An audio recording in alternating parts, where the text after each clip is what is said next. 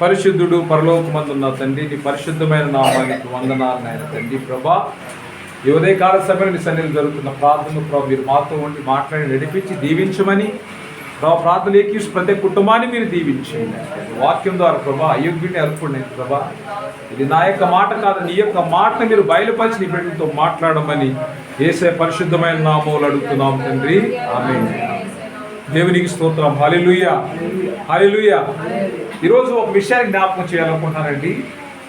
సామెతల గ్రంథము 8వ అధ్యాయము, సామెతల గ్రంథము 8వ అధ్యాయము 34వ వచనము. అనుదినము నా గడప యొద్ద కనిపెట్టుకొని, నా ద్వార బంధముల యొద్ద కాచుకొని, నా ఉపదేశం వినువారు ధన్యులు. అనుదినము నా గడప యొద్ద కనిపెట్టుకొని, నా ద్వార బంధముల యొద్ద కాచుకొని, నా ఉపదేశం వినువారు ధన్యులు. నన్ను కనుగొనువాడు జీవమును కనుగొను, యెహోవా కటాక్షము వానికి కలుగును. నన్ను కనుగొనని వాడు తనకే హాని చేసుకొను. నా యందు అసహ్యపడు వారందరూ మరణమును స్నేహించుదురు.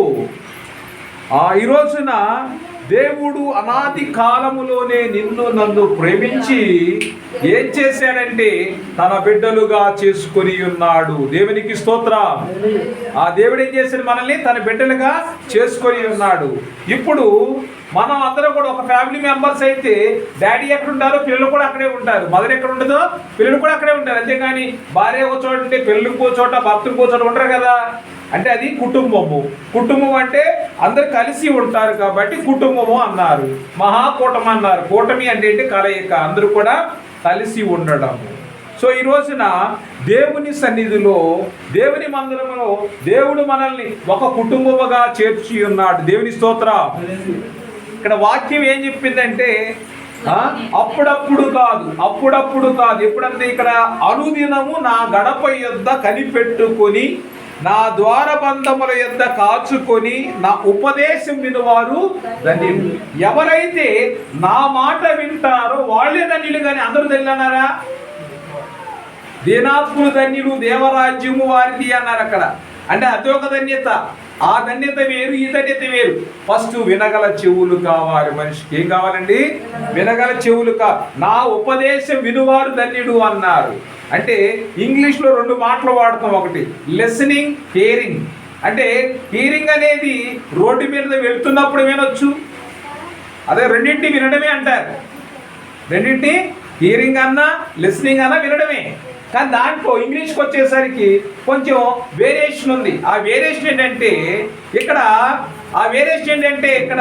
మనం తెలుసుకోవాల్సింది, హియరింగ్ అంటే మనం రోడ్డు మీద వెళ్తున్నప్పుడు మ్యూజిక్ సౌండ్ వస్తూ ఉంటుంది. రోడ్డు మీద చాలా మంది మాట్లాడుతూ ఉంటారు, వాహనాల సౌండ్ వస్తూ ఉంటుంది. దీన్ని ఏమంటారు? హియరింగ్ అంటారు.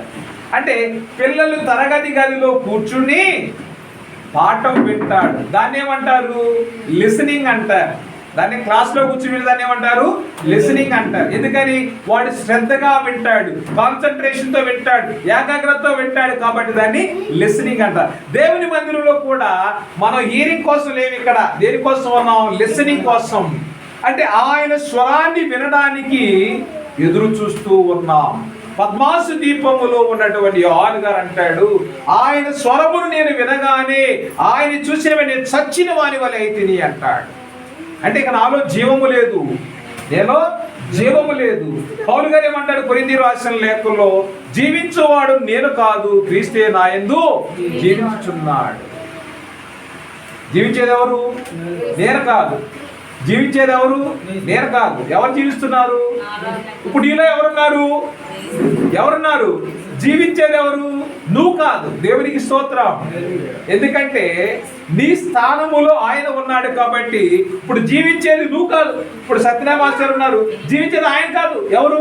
క్రీస్తు ఆయనలో జీవిస్తూ ఉన్నాడు.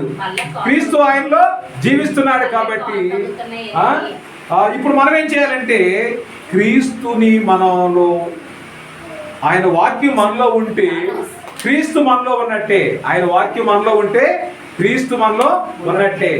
ఎందుకంటే ఆయన వాక్యం లేదనుకోండి, ఆయన వాక్యం లేకపోతే ఏమవుతుంది? ఆయన వాక్యం లేకపోతే మనమందరం కూడా నిర్జీవులము. ఆయన వాక్యం లేకపోతే నిర్జీవులము. ఆయన మాట విని ఎవడైతే ఆయన్ని కనుగొంటాడో, తెలుసుకుంటాడో, వాడికి ఏం కలుగుద్దంట? జీవం కలుగుతుంది. దేవునికి స్తోత్రం. నన్ను కనుగొను వాడు జీవమును కనుగొను. జీవం ఎవరికి ఉంటుంది? సత్యం, జీవం, మార్గం నేనే అన్నాడు ఆయన. సో ఇప్పుడు నువ్వు ఆయన తెలుసుకోవడం అంటే ఏంటి? ఆయన రక్తములో కడగబడడం. దేవుని స్తోత్రం. హల్లెలూయా, హల్లెలూయా. ఆయన రక్తములో ఎవరైతే కడగబడతారో వారిలో ఎవరుంటారు? యేసు ప్రభువు వారు ఉంటారు. అంటే ఇక్కడ నన్ను కనుగొను వాడు జీవమును కనుగొను. నీకు రక్షణ లేనంత కాలం ఎవరివి? నిర్జీవి. రక్షణ పొందిన వాడు జీవములోనికి ప్రవేశిస్తూ ఉన్నాడు. దేవుని స్తోత్రం. హల్లెలూయా. అంటే ఒకసారి తల్లి గర్భంలో పుట్టినవాడు మరలా ఏ విధంగా జన్మించగలడు అంటే నీటి ద్వారా, ఆత్మ మూలం. నీరు అంటే బాప్తిసం, ఆత్మ అంటే పరిశుద్ధాత్మ. పరిశుద్ధాత్మ. పేతురు గారు వాక్యం చెప్తుంటే వాక్యం విని ఒకరోజునే 3000 మంది బాప్తిసం పొందారు. అగ్ని జ్వాలల వంటి నాలుకలు అగ్ని చేత వాళ్ళందరూ కూడా కాల్చబడ్డారు. వాళ్ళలో ఉన్నటువంటి ఆ అశుద్ధి అంతా కూడా కాలిపోయింది. వాళ్ళు నూతన పరచబడ్డారు, ఆత్మను పొందుకున్నారు. ఆదిమ సంఘములో వాళ్ళు మేడగదిలో ప్రార్థన చేస్తుంటే ఆత్మ దిగొచ్చింది వారి మీదకి. ఈ రోజున మన మీదకి ఆత్మ దిగి రావాలి. దేవుని స్తోత్రం. హల్లెలూయా, హల్లెలూయా. దేవుని బిడ్డలారా, మనము దేవునిలో విశ్వాసం ఉంచి ఒకటి తీర్మానం చేస్తే అది ఖచ్చితంగా జరుగుతుంది. అదేమవుతుంది? జరుగుతూ ఉన్నది. నువ్వు జరగదు అని అనుమానపడితే అది జరగదు. కాబట్టి నువ్వు తీర్మానం చేసింది ప్రభువులో జరుగుతుందని నువ్వు నమ్మాలి, విశ్వసించాలి. అప్పుడు కార్యాలను మనము రుచి చూస్తాం. దేవుని బిడ్డలారా, నన్ను కనుగొని వాడు జీవమును కనుగొని యెహోవా కటాక్షము వానికి ఎవరికి వస్తుంది? ఆయన ఎవరైతే తెలుసుకుంటున్నారో, ఎవరైతే అంగీకరిస్తున్నారో వారికి ఆయన కటాక్షం కలుగు. నన్ను కనుగొనని వాడు తనకే హాని చేసుకొనును. ఒకవేళ నన్ను కనుగొనలేదనుకోండి, నెక్స్ట్ పరిస్థితి ఏంటి?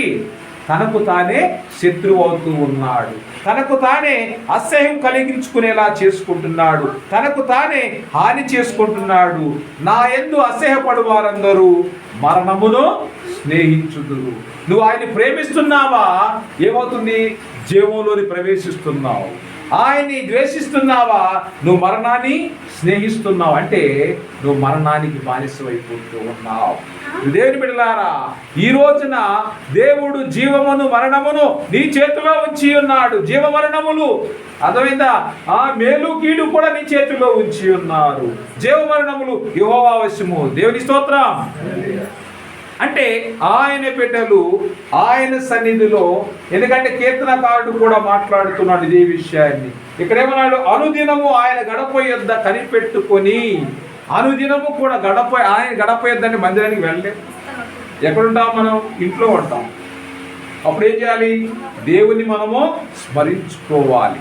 84వ కీర్తన ఏమంటాడంటే, యెహోవాది మందిరములు ఒక దినము గడుపుట 1000 దినాలతో సమానం. అంటే ఇక్కడ ఒక దినము దేవుని సన్నిధిలో గడప 1000 దినాలతో శ్రేష్టమైతే, భక్తిహీనుల గుడారాల్లో నివసించుట కంటే నా దేవుని మందిర ద్వారముల వద్ద ఉండుట నాకు ఇష్టము. ఇప్పుడు నేనున్నాను, మరి మా తల్లిదండ్రులు దేవుని నమ్మకపోతే, ఆదివారం వచ్చింది, నా తల్లిదండ్రులు దేవుని నమ్మకపోయేది, వాళ్ళ దగ్గరికి నేను గడపాలా? దేవుని మందిరంలో గడపాలా? అంటే ఇప్పుడు అన్నిటి మళ్ళీ పిలుస్తాడు. ఏ రోజు పిలుస్తాడు? ఆదివారమే పిలుస్తాడు. ఆదివారం చర్చికి వెళ్ళాలా, పెళ్లికి వెళ్ళాలా? మరి ఇప్పుడు ఈ రోజున ఎందుకంటే చాలా మంది దేవుడు ఆ ఇన్స్ట్రక్షన్ చాలా క్లియర్గా చేశాడండి. ఇజ్రాయెల్ ఐగుప్తు దేశం చూస్తున్నప్పుడు ఇన్స్ట్రక్షన్స్ అన్ని కూడా చాలా క్లారిటీగా ఉన్నాయి. ఇంతకు ముందు వాళ్ళు మీ పూర్వీకులు వారి యొక్క మార్గం నుంచి తొలగిపోయి నా యొక్క ఆజ్ఞ విడిచి అన్ని దేవతలను ఆశ్రయించారు. అదేవిధంగా అట్టి హృదయం మీలో ఉందేమో జాగ్రత్తగా చూసుకోండి అన్నాడు. ఈ రోజున ఇక్కడ అంటే ఆయన ఆవరణములో గడపటానికి మనం ఇష్టపడాలి. అంతేగాని నువ్వు దేవుని మందిరానికి రాకుండా, దేవుని మందిరంలో లేకుండా కార్యములు చూడాలంటే ఇది హైలీ ఇంపాసిబుల్ అండి. దేవుని యొక్క వాక్యం నీలో ఉంటేనే నీ కార్యాలు జరుగుతుంది. గ్యారెంటీ ఇస్తున్నాను. ఎవరు ఏమనుకున్నా కానీ ఇది సత్యము. ఎందుకంటే దేవుని యొక్క వాక్యం లేకుండా నీ కార్యాలు ఎలా జరుగుతాయి? టీచే పాఠాలు విన్నవాడే పరీక్షలు పాస్ అవుతాడు, కానీ వాడు క్లాస్కి రాకుండా, ఏమి ప్రిపేర్ అవ్వకుండా ఎగ్జామ్ రాస్తాడు, ఫెయిల్ అవుతాడు, పాస్ అవుతాడా? నువ్వు ఎంత ప్రార్థన చేసినా ఏమవుతావు? నువ్వు ఫెయిల్ అయిపోతావు. జాగ్రత్త కూడా ఆ విషయాలు. ఎందుకంటే దేవుడిచ్చేటువంటి జ్ఞానము మనము ఆ జ్ఞానాన్ని ఎందుకంటే నేర్చుకోవడానికి వాడుకోవాలి. ఈరోజు నా దేవుని యొక్క వాక్యం లేకుండా నాకు వరాలు రావాలి, ఆశీర్వాదాలు, నా ఉద్యోగం రావాలి, నా ఇల్లు కట్టుకోవాలి, మా పిల్లలు బాగుండాలి, నేను బాగుండాలి, ఎలా సాధ్యమవుతుంది? ఇది హైలీ ఇంపాసిబుల్ దేవుని బిడ్డలారా. ఎందుకంటే ఇవన్నీ దేని వల్ల జరుగుతాయి అంటే ప్రార్థన వల్లే జరుగుతాయి అంటున్నారు యేసు ప్రభువు. దేవుని స్తోత్రం, హల్లెలూయా. చూడండి మార్కు సువార్త 9వ అధ్యాయం, మార్కు సువార్త 9వ అధ్యాయం అనుకుంటున్నాను. యేసు ప్రభువు వారు అడుగుతారు, యేసు ప్రభువు వారి శిష్యులు అడుగుతారు. 9వ అధ్యాయం అండి, 9వ అధ్యాయం 29వ వచనము. వాళ్ళు ఒక మోగదెయ్యాన్ని పారద్రోలేకపోయారు. ఒక నిమిషం. యేసు ప్రభు వారి శిష్యుల దగ్గరికి ఒక మోగదెయ్యం పట్టినటువంటి బిడ్డను తీసుకొస్తాడు ఒక తండ్రి. తీసుకొస్తే వాళ్ళు ఆ యొక్క మోగదెయ్యాన్ని వదిలించలేకపోయారు. అప్పుడు వాళ్ళు యేసు ప్రభు వారి దగ్గరికి వెళ్ళి అడుగుతారు, అయ్యా నీ శిష్యుల దగ్గరికి తీసుకెళ్ళాము, ఎవరు తీసుకెళ్ళావు? మోగదెయ్యం పట్టిన నా కొడుకుని తీసుకెళ్ళాను, ఎందుకు వాళ్ళ దెయ్యాన్ని వెళ్ళగొట్టలేకపోయారంటే యేసు ప్రభు వారు ప్రార్థన చేస్తే నువ్వు నమ్ముతున్నావా అని అడిగారు యేసు ప్రభు వారు.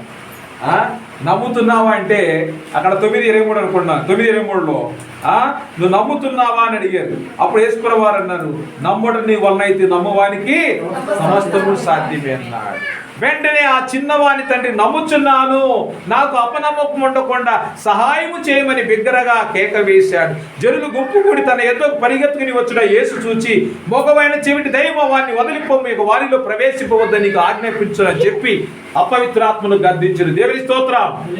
ఆయన గద్దిస్తే విలవిల్లాడించి వాడిని వెళ్ళిపోయింది. ఎవరు? మోగదెయ్యం. మనకేముండదు తెలుసా? చర్చిలో ఏ దెయ్యం పడదు తెలుసా? మనకి ఏ దెయ్యం పడుద్ది? కాదు, చెవిటి దెయ్యం పడుద్ది. ఏ దెయ్యం అండి? చెవిటి దెయ్యం. ఎందుకంటే మందిరంలో కూర్చో ఒక వాక్యం కూడా మన చెవుల్లోకి వెళ్ళదు. చాలా మందికి ఏంటంటే కూర్చున్నామన్న పేరు చెవులోకి వాక్యం వెళ్ళదు. ఎందుకంటే మోగదెయ్యం, చెవిటి దెయ్యం. చెవిటి దెయ్యం వచ్చేస్తుంది, వినపడదు. అర్థమవుతుందా? ఎందుకంటే వినే చెవులు కావాలి, చూసే కన్నులు కావాలి. అంతేగాని ఉదయం లేచి అద్దం ఎదురుగా కూర్చుని బాగా చూసుకుంటే కనపడేది 2 చెంపలకి 2 ఏం కనపడతాయి? ఇటో కిరటి ఇటో కిరటి. అర్థమైందా? రాత్రి పడుకున్నప్పుడు ఏ పక్క పడుకుని ఇటు పక్కన కారిపోతూ ఉంటుంది, ఎండిపోయేసరికి తెల్లగా కనపడుతుంది. అర్థమవుతుందా? అది పరిస్థితి, మన పరిస్థితి. నువ్వు పడుకుంటే నీ నోట్లో నుంచి ఏమొస్తుందో నీకే తెలియదు.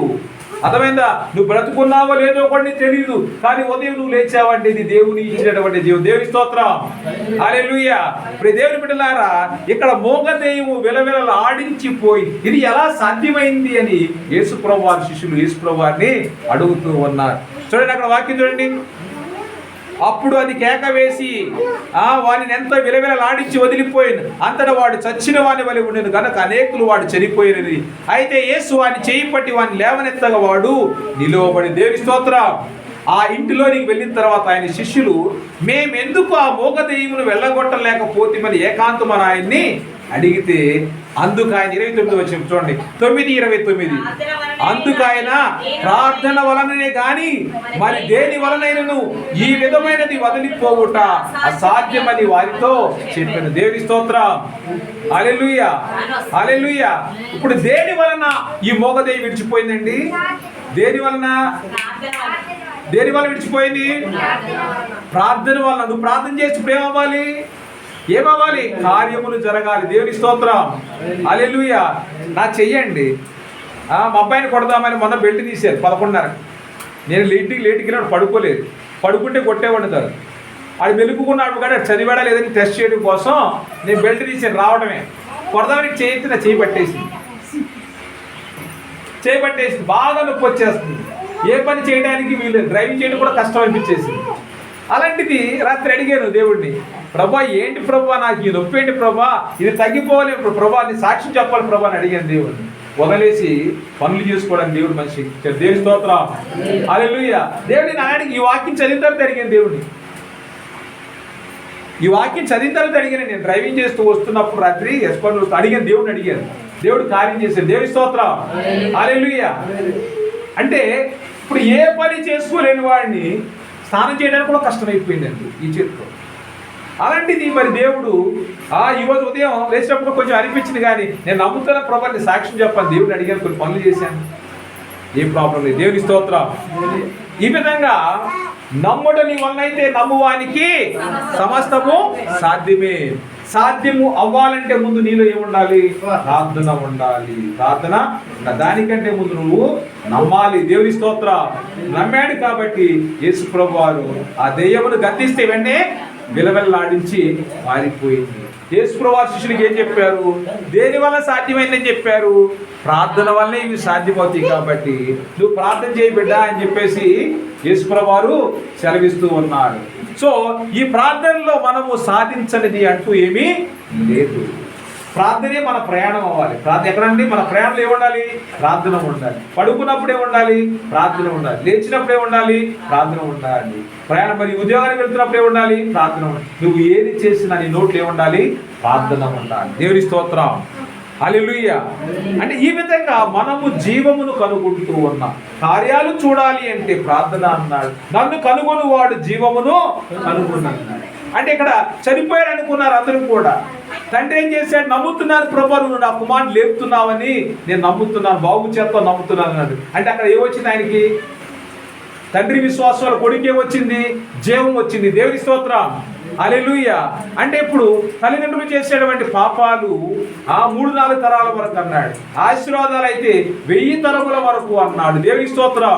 అంటే యేసు ప్రభు వారికి దేవుడు కూడా చాలా జనరస్ గా ఆ బ్లెస్సింగ్స్ ఇస్తున్నాడండి. 1000 తరాల వరకు ఆశీర్వదిస్తానన్నాడు. 1000 తరాల వరకు ఆశీర్వదిస్తానన్నాడు. తర్వాత ఆయన ఏం చేశాడు? ఇప్పుడు 3-4 తరాల వరకే ఆయన శిక్షిస్తానన్నాడు. కాబట్టి తల్లిదండ్రులు ప్రార్థన చేస్తే పిల్లల జీవితంలో కార్యములు జరుగుతాయి. మరలా ఒకసారి మనము ద్వితీయోపదేశకాండం 11వ అధ్యాయానికి వెళ్దాం. ద్వితీయోపదేశకాండము 11వ అధ్యాయం.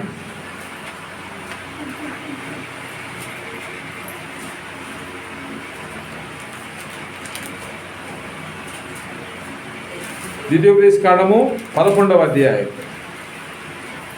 దేవునికి స్తోత్రం. హల్లెలూయా, హల్లెలూయా. సో ఇప్పుడు ఇక్కడ మనకి వాక్యం ఏమి సెలవిస్తుందంటే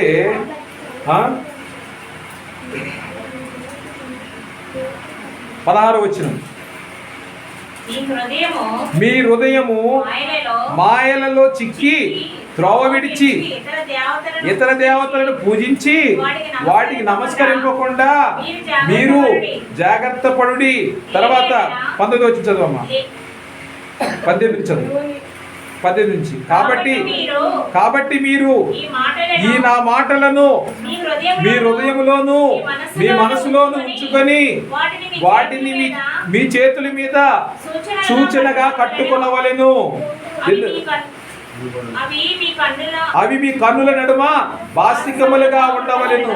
నీవు నీ ఇంట కూర్చున్నప్పుడు, త్రోవలు నడిచినప్పుడు, పడుకున్నప్పుడు, లేచినప్పుడు వాటిని గురించి మాట్లాడుచు వాటిని మీ పిల్లలకు నేర్పి నీ ఇంటి ద్వారబంధముల మీద నీ గౌనుల మీద వాటి రాయవలెను. అలాగూ చేసిన యెహోవా మీ పితరులకు ఇచ్చిదని ప్రమాణం చేసిన దేశమున మీ దినములను మీ సంతతి వారి దినములను భూమికి పైగా ఆకాశం నిలిచినంత కాలము విస్తరించును. దేవునికి స్తోత్రం. హల్లెలూయా. అంటే వాటిని అనుసరించినటువంటి సమయం అంతా కూడా దేవుడు ఏం చేస్తున్నాడంటే దేవుడు ఏం చేస్తున్నాడు? వారిని ఆశీర్వదిస్తున్నాడు. వారి పిల్లల్ని కూడా నువ్వు భూమి మీద నీ పిల్లలు నిలిచినంత కాలము కూడా నేను ఏ ఆశీర్వాదాలు అయితే, ఏ విషయం అయితే అబ్రహాముతో చెప్పానో, ఇసాకుతో చెప్పానో, యాకోబుతో చెప్పానో, మోషేతో చెప్తాను, అవన్నీ కూడా మీ జీవితంలో జరుగుతున్నాయి అన్నాడు. దేవుని స్తోత్రం. హల్లెలూయా. అంటే ఇప్పుడు ఇక్కడ కార్యము జరగడానికి దేవుడు ఏమి చెప్పాడంటే తన యొక్క ఆజ్ఞలను పాటించమన్నాడు. మీ హృదయాలు మాయలోకములో చిక్కుకోకుండా కాచుకోమన్నాడు, జాగ్రత్త పడమన్నాడు. మీ హృదయాలు మాయల్లో చిక్కుకోకుండా జాగ్రత్త పడండి అన్నాడు. కాబట్టి ఈ రోజున మీ పిల్లలకు వాటిని నేర్పమన్నాడు. సో ఈ విధంగా చేసినట్లయితే ఆయన మళ్ళీ 8వ వచనం రాయండి. 11:8 మీరు బలము కలిగి స్వాధీనపరచుకొనుటకై నది దాటి వెలుచున్న ఆ దేశమందు ప్రవేశించి దాన్ని స్వాధీనపరచుకున్నట్లును యెహోవా వారికిని వారి సంతానమునకును దయచేసని మీ పితరులతో ప్రమాణం చేసిన దేశమున, అనగా పాలు తేనెలు ప్రవహించు దేశమున మీరు దీర్ఘాయుష్మంతులగునట్లు నేను ఈ దినమున మీకు ఆజ్ఞాపించు ఆజ్ఞని మీరు గైకొనవలెను. మీరు స్వాధీనపరచుకొనబోవు దేశము మీరు బయలుదేరి వచ్చిన ఐగుప్తు దేశం వంటిది కాదు. అక్కడ నీవు విత్తనములు విత్తి కూర తోటకు నీరు కట్టినట్లు నీ కాళ్ళతో నీ చేలకు నీరు కట్టి తిని. ఎక్కడా? నువ్వు వెళుతున్న దేశంలో. మీరు నది దాటి స్వాధీనపరచుకుండా వెళుతున్న దేశము కొండలు లోయలు గల దేశం. అది ఆకాశ వర్ష జలము త్రాగును. అది నీ దేవుడైన యెహోవా లక్ష్య పెట్టు దేశము. నీ దేవుడైన యెహోవా కనులు సంవత్సరాన్ని మొదలుకొని సంవత్సరాంతం వరకు ఎల్లప్పుడూ దాని మీద ఉండదు. దేవునికి స్తోత్రం. అంటే దేవుడు ఎలాంటి దేశంలోనే తీసుకువెళ్తాడు. ఒకప్పుడు నువ్వు ఉన్నటువంటి దేశము కాదు. ఇది ఎడారి భూమి కాదు. ఇది పాలు తెల్లు ప్రవహించేటువంటి దేశము. అలాంటి దేశంలో నిన్ను నిలబెడుతున్నానని దేవుడు సెలవిస్తూ ఉన్నాడు. దేవునికి స్తోత్రం. హల్లెలూయా. అంటే ఇక్కడ దేవుడు మరిక ఆయన చెప్తున్న 23వ వచనం రండి.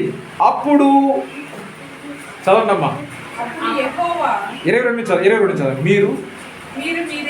మీరు మీ దేవుడైన యెహోవాను ప్రేమించి ఆయన మార్గములన్నిటిలో నడుచుచు ఆయనను హత్తుకొని మీరు చేయవలెనని నేను మీకు ఆజ్ఞాపించు ఈ ఆజ్ఞలన్నిటినీ అనుసరించి జాగ్రత్తగా నడుచుకొనవలెను. అప్పుడు యెహోవా మీ ఎదుట నుండి ఈ సమస్త జనములను వెళ్ళగొట్టును. మీరు మీకంటే బలిష్ఠులైన గొప్ప జన సమూహాల దేశములను స్వాధీనపరచుకొందురు. దేవుని స్తోత్రం. హల్లెలూయా, హల్లెలూయా. అంటే మీకంటే గొప్ప దేశాలను మీరు స్వాధీనపరచుకుంటారన్నాడు. మీరు అడుగుపెట్టు ప్రతి స్థలమును మీద అవుతుంది. దేవుని స్తోత్రం. జీవమరణాలు ఆయన వశములో ఉన్నాయి. ఆయన ద్వారబంధముల మీద కాచుకుంటే ఏమిస్తానన్నాడు ఆయన మనకి? సామెతలు ఏం చెప్పాడు? 8:34 8:24 అనుకుంటున్నా. మొదటి వాక్యము. దేవుని స్తోత్రం. ఇక్కడ చదువున్నాం ఎవరన్నా. అనుదినము నా గడప యొద్ద కనిపెట్టుకొనుచు నా ద్వారబంధముల యొద్ద కాచుకొని నా ఉపదేశం వినువాడు ధన్యుడు. వారు నన్ను కనుగొనువాడు జీవము. అంటే ఇక్కడ ఆయన ద్వారముల మీద కాచుకొని ఆయన కనుగొన్నవాడు జీవమును కనుగొంటున్నాడు. దేవుని స్తోత్రం. మరి ఈ రోజున నువ్వు అడుగు పెట్టు ప్రతి స్థలాన్ని నీ వశం చేస్తూ ఉన్నాడు. 25 ఏ మనుషుడు మీ ఎదుట నిలువడు. దేవునికి స్తోత్రం. నువ్వు అడుగు పెట్టే స్థలాన్ని ఇస్తున్నాడు. ఇంక ఏ మనిషి కూడా నీ ఎదుట నిలువకుండా ఆయన ఏం చేస్తున్నాడు? అందరినీ కూడా తోలివేస్తూ ఉన్నాడు, తీసివేస్తున్నాడు, సంహారం చేస్తున్నాడు. దేవుని స్తోత్రం.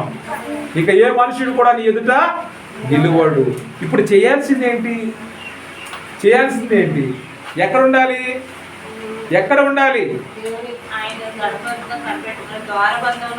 ఆయన ద్వారము మీద కనిపెట్టుకుని ఆయన ఏమి మాట్లాడుతున్నాడా అని కనిపెట్టుకుని ఉండాలి. దేవుని స్తోత్రం. 26 వచ్చి చూడండి. ద్వితీయోపదేశకాండం 11:26. నేను మీ ఎదుట దీవెనను శాపమును పెట్టుచున్నాను. నేడు నేను మీకు ఆజ్ఞాపించు మీ దేవుడైన యెహోవా ఆజ్ఞలను మీరు వినిన యెడల దీవెనయు, మీరు మీ దేవుడైన యెహోవా ఆజ్ఞలను వినక నేడు నేను మీకు ఆజ్ఞాపించు మార్గమును విడిచి మీరెరుగని ఇతర దేవతలను అనుసరించినలా శాపమును మీకు కలుగును. దేవునికి స్తోత్రం. ఈ రోజున దేవుడు నీ ఎదుట దీవెనిచ్చాడు, శాపమును ఇచ్చాడు. సో రెండే ఎవరి చేతిలో ఉన్నాయి? నువ్వు ఏది తీసుకుంటావా అనేది నీ చేతిలో ఉందండి. ఇప్పుడు దేవుని బిడ్డలారా, దేవుడు కూడా ఏం చేస్తాడంటే 2 చేతులతో 2 గిఫ్ట్లు పట్టుకుంటున్నాడు. దేవుని స్తోత్రం. హల్లెలూయా. 2 చేతులతో 2 గిఫ్ట్లు పట్టుకున్నప్పుడు నాయనా నువ్వు వచ్చేసి ఒకటి తీసుకో అంటాడు. ఒక చేతిలో నేను జీవ కిరీటం, ఇంకో చేతిలో బంగారు కిరీటం ఉంటుంది. ఒక చేతిలో ఏముంటుందండి? ఏ కిరీటం ఉంటుంది? జీవ కిరీటం. రెండో చేతిలో బంగారు కిరీటం ఉంటుంది. వచ్చినప్పుడు మా తండ్రి పట్టుకున్నప్పుడు వీడు చూస్తున్నాడు, దూరం చూస్తే బాగా మెరిసిపోతూ ఉన్నది బంగారు కిరీటం. అర్థమవుతుందా? జీవ కిరీటం కనిపించదు. జీవ కిరీటం కనిపిస్తుంది కాబట్టి బంగారు కిరీటం దూరం చూశాడు. దేవుడు తీసుకోమన్నాడు, పరిగెత్తుకుని వచ్చాడు, బంగారాన్ని పట్టుకున్నాడు. అర్థమైందా? బంగారం దొరికింది హాయిగా అనుకున్నాడు.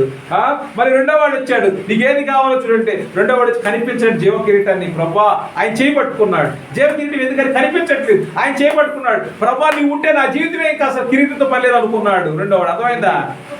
వచ్చేసి ఆయన చేపట్టుకుని నీతో ఉంటానన్నాడు. దేవి స్తోత్రం, హల్లెలూయా. అప్పుడు అన్నాడు, నువ్వు ఈ యొక్క దొంగలు చేసి దొంగల విషయంలో కూడా ఆయన సిలువ వేయబడిన ఇద్దరు దొంగ విషయంలో కూడా అదే జరిగింది. ఒకడు యేసు ప్రభు వారి యొక్క శక్తిని గ్రహించాడు, పరదేశంలో ఉన్నాడు. రెండో వాడు ఆయన శక్తిని గ్రహించలేదు, నరకానికి పంపించబడ్డాడు. ఈ రోజున నీ పరిస్థితి నా పరిస్థితి కూడా అంతే. దేవుని బిడ్డలారా, నువ్వు జీవం కావాలనుకుంటున్నావా, మరణాన్ని కావాలనుకుంటున్నావా? జీవ మరణములు యెహోవా వశములు. ఆయన నీ చేతిలో రెండు ఇచ్చాడు, దీవెనలు శాపములు. దీవెనలు శాపములు రెండు కూడా నీ చేతిలో ఉన్నాయి. కాబట్టి ఇప్పుడు నువ్వు ఏది సెలెక్ట్ చేసుకుంటావు అనేది చాయిస్ ఎవరికి ఇచ్చారు? ఇది ఛాన్స్ కాదు, ఇదేంటిది? ఏంటిది? చాయిస్. అంటే నువ్వు సెలెక్ట్ చేసుకోవచ్చు, నీకు ఏది కావాలో దాన్ని నువ్వు సెలెక్ట్ చేసుకోవచ్చు. ఈ జీవితం కావాలా? ఈ జీవితం గడిచిన తర్వాత యుగ యుగాలు దేవునితో ఉండేటువంటి జీవితం కావాలా నీకు? ఆయన జ్ఞాపకం చేస్తున్నాడు దేవుని బిడ్డలారా. ఎందుకంటే మరి ఈ రోజున జీవమును ప్రేమించి దేవా దేని ప్రేమించాడు? దేవా చూడండి 3వ యోహాను చూడండి, యోహాను గారు రాసిన లేఖ. దేవునికి స్తోత్రం, హల్లెలూయా, హల్లెలూయా.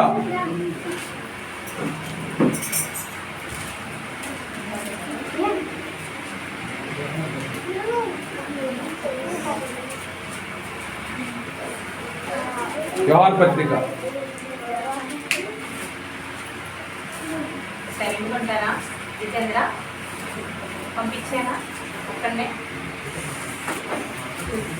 దేవునికి స్తోత్రం, హల్లెలూయా, హల్లెలూయా. దేమ లోకాన్ని ప్రేమించాడండి. దేమ దేన్ని ప్రేమించాడు? లోకంను ప్రేమించి లోకంలో కలిసిపోయాడు. ఎందుకంటే దేమ తప్పిపోయాడు. ఆ విధంగా మీలో ఇంకెవరైనా కానీ ఈ లోకంలో తప్పిపోయేటువంటి స్వభావం మీలో ఉందేమో అని ఆయన జాగ్రత్తగా చూసుకోమంటున్నాడు. ఈ రోజున రెండు విషయాలు జ్ఞాపకం చేస్తున్నాడు ఆయన. మరణకరమైనటువంటి పాపము మరణకరము కానీ పాపము కలదంటున్నాడు ఆయన. 16 వచ్చి చూడండి, 1 యోహాను 5వ అధ్యాయం 16వ వచనము. తన సహోదరుడు మరణకారణము కాని పాపం చేయగా ఎవడైనా చూచినలా అతడు వేడుకొనును. అతని బట్టి దేవుడు మరణకారణము కాని పాపము చేసిన వానికి జీవమును దయచేయును. మరణకరమైన పాపము కలదు, అట్టి దాని గురించి వేడుకొనవలని నేను చెప్పుటలేదు. మరణకరమైనటువంటి పాపం ఉందంట. మరణకరము కాని పాపం. మరణకరము కాని పాపం ఏంటిది? హత్య.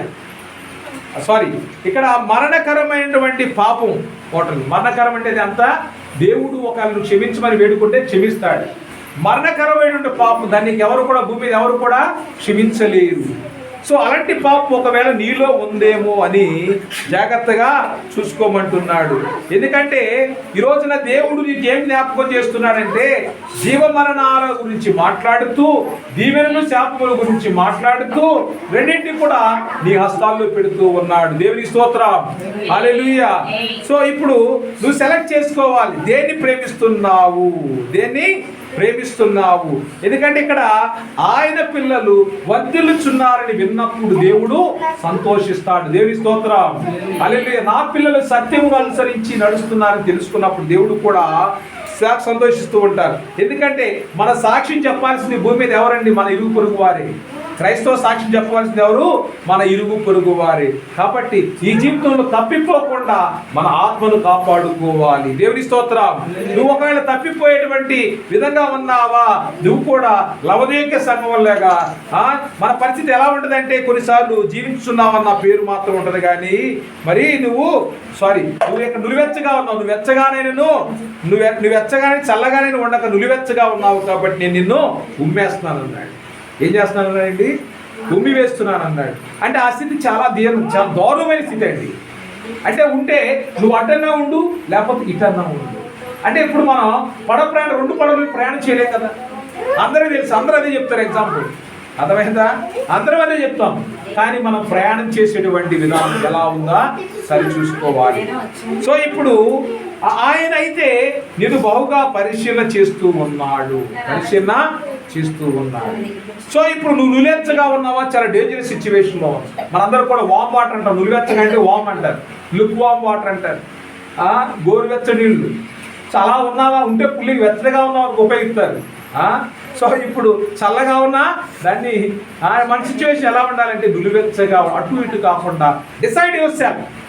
ఎందుకంటే తీర్మానం చేసుకున్నాం ఆల్రెడీ, ప్రభుని అనుసరిస్తాను మనం అందరం కూడా తీర్మానం చేశాం. కాబట్టి how far we are able to do our work అంటే నేను ఎంతవరకు ఆయన పని చేయగలుగుతున్నాను, ఎంతవరకు ఆయన్ని జీవించగలుగుతున్నాను అంటే. ఇప్పుడు ఏం చేశాడు? ఇప్పుడు ఒకడేం చేశాడు? బంగారు కిరీటాన్ని తీసుకున్నాడు. ఎంతకాలం ఉంటుంది? వాడు భూమి మీద ఉన్నంత కాలం వాడి చేతిలో ఉంటుంది, వాడి ప్రాణం ఉన్నంత కాలమే ఉంటుంది. జీవ కిరీటాన్ని తీసుకున్నవాడు యుగయుగాలు ప్రభుతో జీవిస్తూ ఉన్నాడు. దేవుని స్తోత్రం. అంటే ఈరోజు మన సెలక్షన్ కూడా ఎలా ఉండాలంటే, ఈరోజు we are not here by a accident. అనుకోకుండా ఇక్కడ ఉండడం కాదు, దేవుడు అనుకున్నాడు కాబట్టి దేవుని సన్నిధిలో నువ్వు ఉన్నావు. నువ్వు అనుకుంటావు, అనుకోకుండా వచ్చాను అంటావు. నువ్వు అనుకోకుండా కాదు, దేవుడే నిన్ను తీసుకొచ్చాడు. దేవుని స్తోత్రం. ఆయన ఆకర్షించితేనే కానీ ఆయన మందిరంలో ఎవరు కూడా అడుగు పెట్టలేరు. ఒకరైనా ఇద్దరైనా కానీ, ఎవరు ఉన్నా ఎవరు లేకపోయినా కానీ ఆయన ఆకర్షించాలి ఆ బిడ్డ. దేవుని స్తోత్రం. ఆయన హృదయాంతరంగాలు ఎరిగినటువంటి దేవుడు అండి. ఆయన హృదయాంతరంగాలు ఎరిగినటువంటి దేవుడు. ఎవరు మందిరములో ఉండి ఆయన ఆరాధించాలో, ఎవరి చేత స్తుతులు పొందాలనుకున్న వారినే మందిరానికి దేవుడు నడిపిస్తాడు. దేవుని స్తోత్రం. హల్లెలూయా, హల్లెలూయా. ఫిలదెల్ఫియా సంగతి ఏమంటాడంటే దేవుడు, నీ క్రియలు నేను ఎరుగుదును, నీకున్న శక్తి కొంచెమైన నీవు నా వాక్యం గైకొని నా నామం ఎరుగనలేదు. ఇదిగో తలుపుని ఎదుట తీసి ఉన్నాను. దేవుని స్తోత్రం. ఫిలదెల్ఫియా సంగతి ఏమన్నాడు?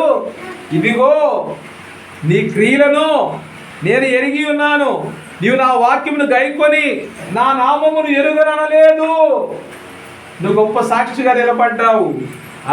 ఇదిగో తలుపుని ఎదుట తీసి ఉన్నాను, దానిని ఎవడును వేయనేరడు. దేవునికి స్తోత్రం. తలుపు తీశాను, ఇంకెవరు కూడా దాన్ని వేయలేరు. So he has open the door for you. 10 మంది కన్యల విషయంలో ఏమైంది? బుద్ధిహీనులు వెళ్ళినప్పుడు డోర్ క్లోజ్ చేయబడి, డోర్ తీసాడా ప్రభు? పెండు కుమారుడు వచ్చాడు, డోర్ మూసేశారు. ప్రభా మేము ఇందాక నేను చూసామయ్యా, అక్కడ నీ స్వరాన్ని విన్నామయ్యా. ఎక్కడ విన్నారు? నిద్రలో విన్నారు, మత్తులైపోయారు.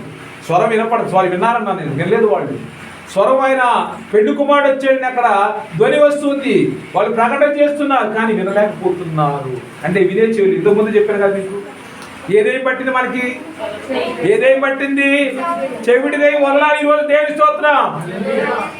మోగదై వదలాలి, చెవిటిదై వదలాలి, 2 వదిలిపోవాలి. అప్పుడే మన స్వరాలు, మన చెవులు, స్వరాలతో దేవుని స్థిరిస్తాం, చెవులతో దేవుని యొక్క వాక్యాన్ని విని విత్తనము ఎక్కడ? చెవుల్లో వినడం వలన హృదయంలో వాక్యం ఏం చేస్తుందంటే అంటు కట్టబడేది ఫలిస్తూ ఉన్నది. దేవుని స్తోత్రం. ఈ రోజున నీ క్రియలను నేను ఎరుగుదు. నీకున్న శక్తి కొంచెమై ఉండి నన్ను, ఈ రోజున నీకున్న శక్తి కొంచెమై ఉండి నన్ను నీవు నన్ను ఎరుగనలేదు. నీవు నా సన్నిధికి వచ్చావు, నేను నిన్ను చూశాను. కాబట్టి I have open the door for you. You come and receive. నీకు ఏది కావాలో ఇప్పుడు అడుగు. నీకు ఏది కావాలో అప్పుడు నువ్వు ఎక్కడికి వచ్చావు? ఆయన గడప తలుపు ఎవరు తీశాడు? నీకు తీశాడు. ఇప్పుడు నువ్వు ఎక్కడికి వచ్చావు? ఆయన మందిరంలోకి వచ్చావు. ఇప్పుడు నువ్వు అడుగు, ఏం కావాలి? ఇప్పుడు నీకు ఏం కావాలి అడుగు. ఇస్తాడా ఇవ్వడా? ఆయన ఇస్తాడా ఇవ్వడా? ఇస్తాడు. దేవుని స్తోత్రం. హల్లెలూయా. You came to his house, you are no more standing outside. నువ్వు ఇంకా బయట లేవు. అర్థమైందా? నీకు తలుపు తీసాడు, తలుపు వేయలేదు. సో ఇప్పుడు నువ్వు జ్ఞానుడివి. దేవుని స్తోత్రం. ఇక ఈ జ్ఞానాన్ని ఏం చేయాలంటే ఇంకా డెవలప్ చేసుకోవాలి. లేకపోతే నీకు నాకు కూడా డోర్ మూసేస్తాడు ఆయన. ఎందుకంటే ఈ ప్రాణం ఉండగా ప్రభువుతోనే ఉండాలి. దేవునికి స్తోత్రం. నీ క్రియలను నేను ఎరుగుదును అన్నాడు. అంటే ఆయన ఆ యొక్క ఫిలదెల్ఫియా సంఘం క్రియలు ఎరుగుతాడు, నీ క్రియలు ఎరగడా? మనం అనుదిన మాట్లాడే మాటలు వినడా? మన పనులు చూడడా? అన్నీ చూస్తున్నాడు. కాబట్టి ఈ రోజున చాలా జాగ్రత్తగా ఉండాలని దేవుని బిడ్డలారా, నిలువెచ్చని స్థితిలో ఉన్నవాడు ఉమ్మివేయబడ్డాడు. దేవుని యొక్క వాక్యాన్ని గైకొన్నవాడు ద్వారములు తీసి ఉన్నారు వారి కోసం. దేవునికి స్తోత్రం. నీవు నా ఓర్పు విషయమైన వాక్యమును గైకొంటివి గనుక భూనివాసులు శోధించుటకు లోకమంతటి మీదికి రాబో శోధన కాలంలో నేను నిన్ను కాపాడేదను. దేవునికి స్తోత్రం. భూమి మీదకి ఒక ఆపద రాబోతున్నది, ఒకనొక కాలం రాబోతున్నది. ఆ శోధన కాలములో నేను నిన్ను తప్పిస్తాను, నిన్ను కాపాడుతానన్నా. నేను త్వరగా వచ్చుచున్నాను. ఎవరిని నీ కిరీటం నపారింపుకున్నట్లు నీకు కలిగిన దాన్ని గట్టిగా పట్టుకున్నాము. దేవునికి స్తోత్రం. ఇప్పుడు ఏం చేస్తావు? ప్రకటన గ్రంథము 3వ అధ్యాయము 7వ వచనం 7 నుంచి చదివాను. 7 నుంచి ఉంది. పిల్లవేపి సంఘం గురించి 7 నుంచి ఉంది. మీరు 11వ వచనం చదవచ్చు. 7 నుంచి పిల్లదేలిపే సంఘం గురించి ఉంది. ప్రకటన గ్రంథం 3వ అధ్యాయం. నేను త్వరగా వచ్చుచున్నాను. ఎవడును నీ కిరీటం నపహరింపకున్నట్లు నీకు కలిగిన దాన్ని గట్టిగా పట్టుకొనుము. దేవుని స్తోత్రం. జయించు వారిని నా దేవుని ఆలయములు ఒక స్తంభముగా చేసేదను. అందులో నుండి వాడు ఇక మీదట ఎన్నటికి వెలుపలికి పోడు. దేవునికి స్తోత్రం. హల్లెలూయా. మరియు నా దేవుని పేరును పరలోకములో నా దేవుని యొద్ద నుండి దిగి వచ్చుచున్న నూతనమైన యెరూషలేమును నా దేవుని పట్టణపు పేరును నా క్రొత్త పేరును వాని మీద రాసిదును. దేవుని స్తోత్రం. హల్లెలూయా. హల్లెలూయా. A new name you are going to have. He is going to inscribe a new name. ఆయన ఒక కొత్త పేరు నీ కోసం పెడుతున్నాడు. సో ఈ రోజున నువ్వు ఎక్కడ ఉన్నావు? మందిరములో ఉన్నావా, మందిరం బయట ఉన్నావా? ఆలోచించాలి నా ప్రియ సహోదరి సహోదరుడా. ఈ రోజున దేవుడు ఒక అవకాశం ఇచ్చాడు. ఎందుకంటే నీ స్థితి ఎలా ఉంది? ఒక మంచి అవకాశాన్ని ఇచ్చాడు దేవుడు. ఈ అవకాశాన్ని వాడుకున్నావా? ఈ సమయమున నీవు గనక ఇజ్రాయేలు పక్షాన నిలబడపోతే ఇంకొక దిక్కు నుంచి మాకు సహాయం వస్తుందన్నాడు. ఎస్తేరు గ్రంథం 4వ అధ్యాయంలో చదువుతున్నా. మొర్దెకై చేసినట్టు ఛాలెంజ్ మామూలు ఛాలెంజ్ కాదండి. ఎస్తేరు అన్నప్పుడు నేను ఉపవాసం ఉండి ప్రార్థన చేస్తాను 3 రోజులు. మనోళ్ళందరికీ చెప్పండి, నేను రాజుతో కలిసి ఉపవాసం ఉంటాను. అప్పుడు ఉపవాస ప్రార్థన అయిన తర్వాత నేను రాజుగారి వశంలోనికి వెళ్తాను. అప్పటి వరకు మీరు ప్రార్థన చేయండి, నేను ప్రార్థన చేస్తాను, దేవుడు కార్యం చేస్తానని చెప్పింది. దేవుని స్తోత్రం.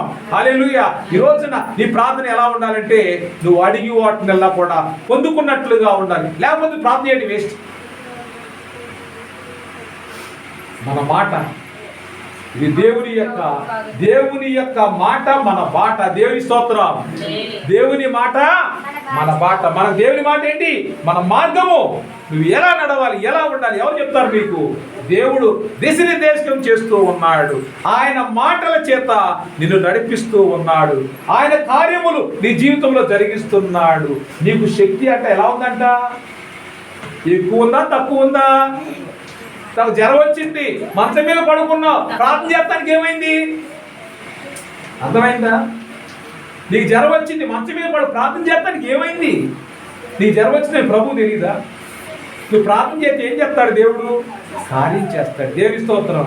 అంతేగాని పాస్టర్ గారు ఫోన్ చేసి, పాస్టర్ గారు నా జ్వరం వచ్చి మీరు ప్రార్థన చేయండి పడుకుంటారు. Wrong concept. We are the wrong faith. మనం ఎలా రావాలంటే రాడికల్ ఫెయిత్లో రావాలి. క్రైస్తవ విశ్వాసం అనేది రాడికల్గా ఉంటేనే కార్యములు చూస్తాం. ఒక నీటి మీద నడవడం అసంభవం అందరికీ తెలుసు. మరి పేతురు నడమన్నారండి యేసుప్రభు వారు. ఒక ఎవరికి అసాధ్యము? మనుషులకు అసాధ్యం, కానీ ఆయనకు అసాధ్యం కాదండి. ఈ రోజున జీవం మరణం రెండుని చేతిలో పెట్టేశాడు ఆయన. ఇంకోటేంటి? దీవెనలు శాపాలు ఎవరి చేతిలో పెట్టారు? నీ ముందున్న ఏం చేస్తున్నాడు ఆయన? నువ్వు అడుగు పెట్టే ప్రతి స్థలాన్ని నీకిస్తాడా, పక్కనకి ఇస్తాడా? దేవుని స్తోత్రం. హల్లెలూయా. నువ్వు అడుగు పెట్టే ప్రతి స్థలాన్ని నీకు ఇస్తానన్నాడు. ఈరోజు నువ్వు ఎక్కడ అడుగు పెడతా పెట్టు, ఆ స్థలం నీది అవ్వాల్సిందే. దేవుని స్తోత్రం. ఒక న్యూ నేమ్, ఆయన క్రొత్త పేరును మనందరికి కూడా ఇస్తూ ఉన్నాడు. కాబట్టి దేవుని సన్నిధుల్లో మనం ఇంకా దేవుని బిడ్డలారా జాగ్రత్తగా ఉండాలి. నా ఆజ్ఞల గురించి మీరు జాగ్రత్తగా ఉండమన్నారు. ఒకవేళ మిమ్మల్ని భ్రమపరిచేటువంటి ఆత్మ, లోపరిచేటువంటి ఆత్మ ఏదన్నా ఈ లోకంలో మాయ చేసేటువంటి ఆత్మ ఏదన్నా మీలో ఉందా, జాగ్రత్తగా చూసుకోమన్నాడు. కాబట్టి ప్రియ సహోదరి సహోదరుల, ఈ రోజున ఈ ప్రాణం ఉండగా ఆ డోర్, దేవుని యొక్క మందిరం డోర్ మూసేయడానికి ముందే మందిరంలో ప్రవేశిద్దాం. దేవుని స్తోత్రం. హల్లెలూయా. నా ద్వార బంధములో ఎంత కాచుకోమని ఉండమన్నాడు. కాచుకుని ఉండడం అంటే ఏంటండి? మెలుగుగా ఉంటాం. దేవుని స్తోత్రం. కాచుకొని ఉండడం అంటే ఏంటి? వెలుగుగా ఉండడం. అంటే ఎప్పుడు ఆయన సన్నిధిలో నేను కనపడాలా అనేటువంటి ఆలోచన నీకు రావాలి. అది కాచుకోవడం అండి. చలి కాచుకోవడం కాదు ఇక్కడ, అర్థమైందా? చలి కాచుకోవడం కాదు, ఆ ఆసక్తిని చూస్తున్నాడు ఆయన. ఎప్పుడు నా దేవుని సన్నిధిలో నేను ఉండాలి అనే ఆసక్తిని చూస్తున్నా, ఎదురు చూసేటువంటి స్వభావాన్ని ఆయన చూస్తూ ఈ రోజున కార్యములు జరిగిస్తూ ఉన్నాడు. మరి ఈ రోజున ప్రభు యొక్క శరీర రక్తాలు పాల్పంచుకున్న మనము గత వారం చిప్పటి వరకు చేసిన ప్రతి ఒక్క పాపములు శాపమును దేవుని సన్నిధిలో ఒప్పుకొని మన యొక్క పాపాల కొరకు పశ్చాత్తాపడదాం. దేవుని మాటలు దీవించును గాక. ఆమేన్.